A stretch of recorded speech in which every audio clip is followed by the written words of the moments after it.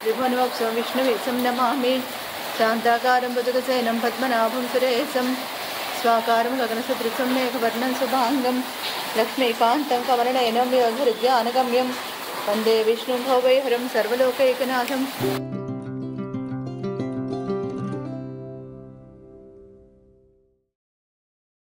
అందరికీ నమస్కారం। ఒక 3-4 రోజులు జరిగిన విశేషాలతో మిమ్మల్ని అందరినీ ఆహ్వానిస్తుంది హేమాయణం। జూలై 4వ తారీఖున నా పారాయణ పూర్తయిందని ఇంతకుముందు చెప్పాను కదా, 27 రోజులు చేసిన పారాయణ। ఆ తర్వాత ఏంటంటే మరో 2 రోజుల్లో ఆషాఢ మాసం మొదలైంది। అప్పుడు నేను గట్టిగా నిర్ణయించుకున్నానమాట, ఏంటంటే ఈ ఆషాఢ మాసం నెల్లాళ్ళు ఇంకా ప్రత్యేకమైన పూజలు పెట్టుకోవద్దు, పారాయణలు అవి కూడా నిత్య పూజ తప్ప కొంచెం ఇంటి మీద ఒంటి మీద ఆరోగ్యం మీద శ్రద్ధ పెడదామని। ఆషాఢ మాసం వచ్చి ఇంచుమించు 10 రోజులైందా, ఇప్పటికి ఆ పనే లేదు। అయితే ఏంటంటే మొన్న కిందటి బుధవారం కొంచెం ఈ గది ఒకటి మాత్రం క్లీన్ చేశానమాట। ఇంకా మొత్తం ఒకేసారి చెయ్యాలి, అన్నీ నేనే చెయ్యాలి అంటే కుదరదు। సరే నాకు వీలైన పని నేను చెయ్యాలి అనుకుని ఆ రోజు ఆ గది ఒకటి చేశాను। చూసారా, ఈ గది ద్వారం మూసియే ఉన్నది, మావాడు ఇంకా లేవలేదు, అప్పటికి 9:30 అయింది।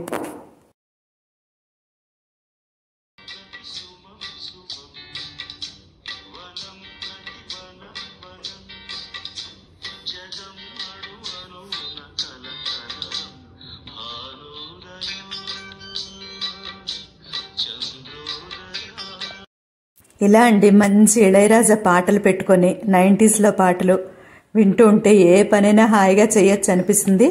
అందులోనూ నాకు మహర్షి సినిమాలో ఈ సుమం ప్రతి సుమం అనే పాట నా ఆల్ టైమ్ ఫేవరెట్ అనమాట। ఆ బీట్ ఇప్పటికీ కూడానండి గూస్ బంప్స్ వస్తాయి ఆ బీట్కి మాత్రం।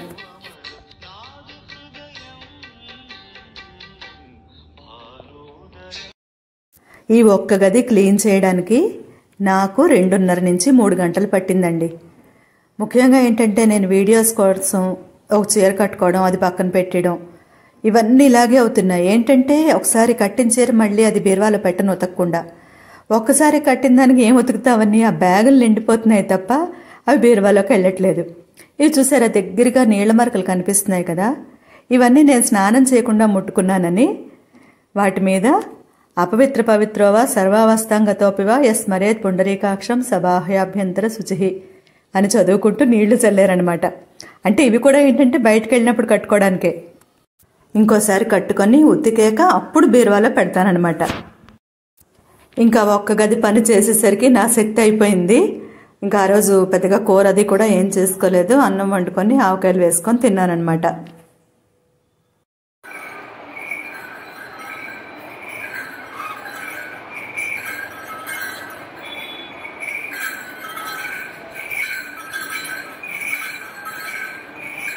ఈ వంట రావడం మాత్రం మొన్న వీకెండ్ కాదండి, ఎందుకో వీక్ డేస్లోనే వచ్చింది। బహుశా నేను ఆ గది దులిపిన రోజే అనుకుంటా।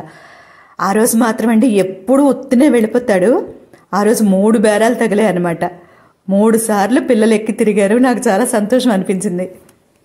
ఏంటి, పిల్లలంటే దేవుళ్లతో సమానమని మనకి చిన్నప్పటి నుంచి చెప్తున్న నీతి పెద్దవాళ్ళు, మనం కూడా మన పిల్లలకి అదే చెప్పాం। కానీ కాలం ఎలా ఉందండి, అసలు చూస్తూ ఉంటే భయం వేస్తుంది। మొన్న ఒక వీడియోలో చెప్పాను కదా, ఆ ఫన్ మంత్ వీడియోలో, ఆ డార్క్ కామెడీ వీడియోలో అది చేసిన అతని అమ్మగారికి కూడా ఒక ఛానల్ ఉందండి, నేను దానికి సబ్స్క్రైబ్ కూడా చేశాను। మీరు చెప్తే నంబరు, ఇది కాంట్రవర్సీ అయిన వెంటనే నేను సెర్చ్ చేశాను, ఎందుకంటే కన్ఫర్మేషన్ కోసం।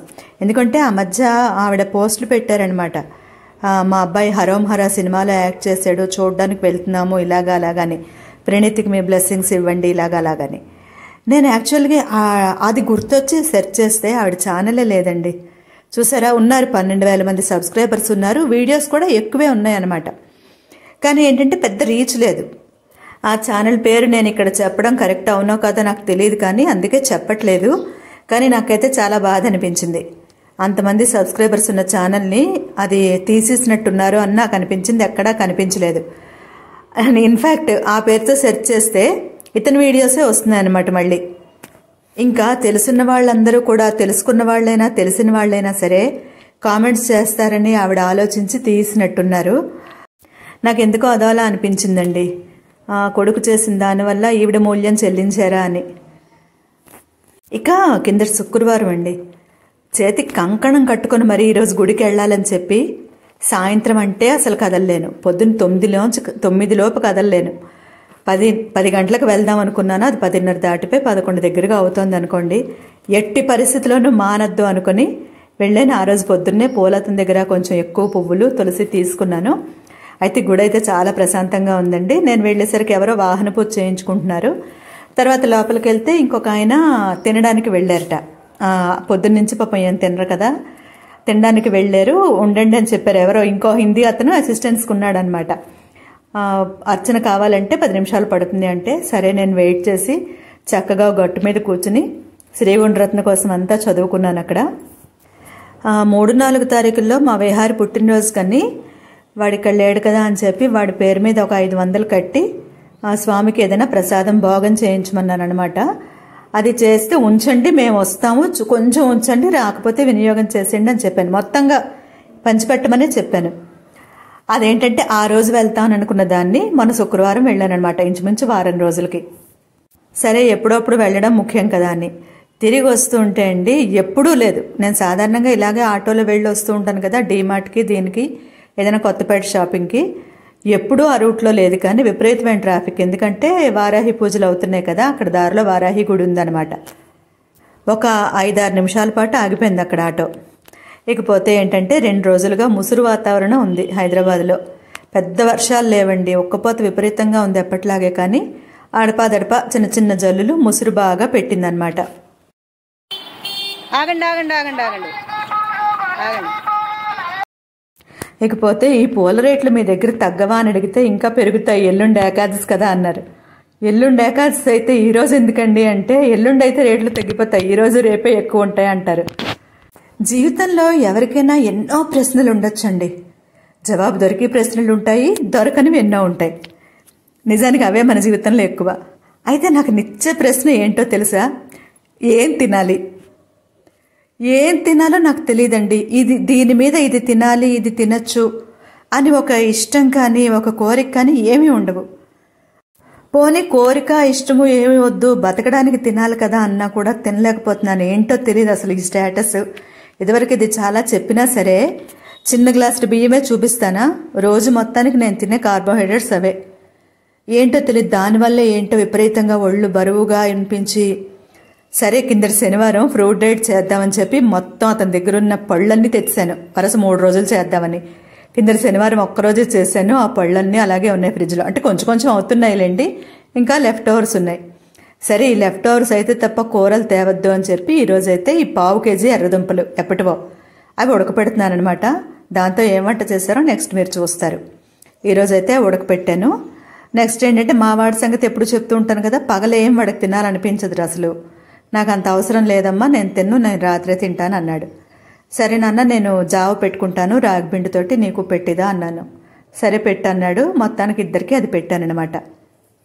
ఇంకా ఫ్రిడ్జ్లో పచ్చిమిరపకాయలు, ఒక కొబ్బరి చిప్ప తప్ప ఏం లేవు. కొన్ని ద్రాక్ష పళ్ళు ఉన్నాయి, వాటిని కూడా ఈరోజు జ్యూస్ చేశానమాట. కొన్ని బాగున్నవన్నీ పక్కన తీసి పెట్టి, బాగా కొంచెం మెత్తబడిపోయినవన్నీ కూడా, ఇంకా శంకరమ్మ కూడా నాకు ఇవ్వాలనిపించలేదు, అందుకని జ్యూస్ చేశాను పంచదార వేయకుండా. నైనా పంచదార వెయ్యాలా వద్దా అంటే వద్దమ్మా అన్నాడు. సరే వాడు ఏంటంటే రాత్రి వాడికి చాలా లేట్ అవుతుంది, కొంచెం చల్లగా ఏమైనా తాగడానికి ఇష్టపడతాడని అది చేసి పెట్టానమాట. మరి ఉడకపెట్టిన ఎర్రదుంపలతో ఏం చేశానో చూడండి మీరే.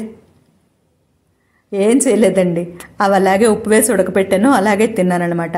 నాన్న నువ్వు తింటావా అంటే నాకు వద్దమ్మా అన్నాడు. బెల్లం వేయలేదంటే అయినా సరే వద్దన్నాడు. సరిగ్గా ఈ తీపిదానికి మళ్ళీ బెల్లం వేసి ఆ క్యాలరీస్ లోపలికి పంపించడం ఎందుకు అని చెప్పి ఇంకా బెల్లం వేయలేదు. అలాగే కొన్ని తిన్నాను, ఇంకా కొన్ని ఉన్నాయి. వార్తలు చూస్తూనే ఉన్నాము. 8 ఏళ్ల పాప మీద ఏదో ఊర్లో మైనర్లు అఘాయిత్యం చేశారని, అలాగే 5 నెలల పసిపాప మీద ఎవడో 40 ఏళ్లవాడు వరుస అయ్యేవాడు, ఎవడో వరుసకు బాబాయ్ అయ్యేవాడు అఘాయిత్యం చేశాడని వింటూ ఉంటే మనసులో లోపల ఎవరో కర్ర పెట్టి కెలికినట్టు అవుతుందండి. అసలు ఏమీ చెయ్యలేమా ఇలాంటి వాళ్ళని? నిజంగా వెంటనే శిక్షలు పడి చట్టాలే ఉంటే ఇంతలా ఎవ్వరూ రెచ్చిపోరండి. చట్టానికి భయపడేటట్టు ఉండాలి శిక్షలు. చట్టం అంటే ఎవరికి భయం లేకుండా పోవడం వల్లే ఇన్ని అఘాయిత్యాలు. ఇలాంటి దుస్సంఘటనలు జరిగినప్పుడు వెంటనే కంప్లైంట్ చెయ్యకపోవడం ఒక తప్పు అయితే, కంప్లైంట్ ఇచ్చినా చర్యలు తీసుకోకపోవడం ఇంకో తప్పండి. అసలు మళ్ళీ ఒకళ్ళ వైపు కన్నెత్తి చూడాలంటే ఆ వెధవలు భయపడేటట్టు ఉండాలి ఒక శిక్ష. అలాంటి శిక్ష పడితేనండి మిగిలిన వాళ్ళందరూ దారిలోకి వస్తారు. మళ్ళీ ఇంకో వీడియోలో మిమ్మల్ని కలుసుకుంటాను. అంతవరకు అందరికీ నమస్కారం.